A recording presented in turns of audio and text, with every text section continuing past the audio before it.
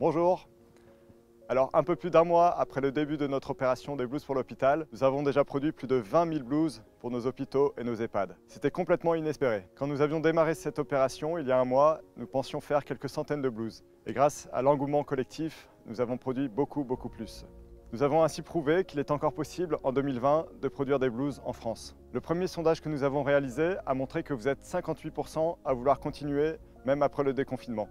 Nous allons donc pouvoir continuer sur le mois de mai à un rythme un peu plus tranquille, avec des livraisons tous les samedis, et pour ainsi coudre tous les tissus que nous avons encore en stock et offrir encore des blouses à l'hôpital.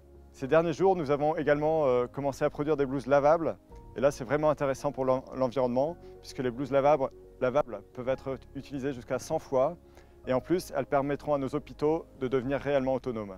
Nous vous avons régulièrement questionné. Ces consultations ont amené plusieurs questions de votre part. Devons-nous fournir tout le monde en surblouse? Les bénévoles doivent-ils se substituer aux services d'approvisionnement classiques? Les bénévoles ne sont-elles pas en train de piquer le travail des pros? Est-ce normal que des couturières professionnelles soient réquisitionnées alors qu'elles n'ont aucune source de revenus en ce moment? Vos réponses, vos échanges vont permettre d'écrire la suite de l'histoire.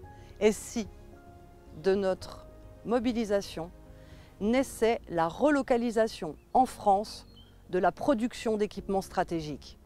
Une alliance entre coopératives de couturières professionnelles et le groupement d'intérêt économique Territoire Solidaire peut porter cette relocalisation. Elle doit s'inscrire dans le temps, être pérenne, innovante, se construire sur des bases saines et durables, par un accord mutuel et réfléchi pour ceux qui produisent et ceux qui utilisent. C'est la stratégie de l'Océan Bleu, promue par de nombreux dirigeants du CJD notamment. Et la suite de cette belle histoire, c'est la naissance de cette alliance de professionnels qui se sont rencontrés au sein du collectif.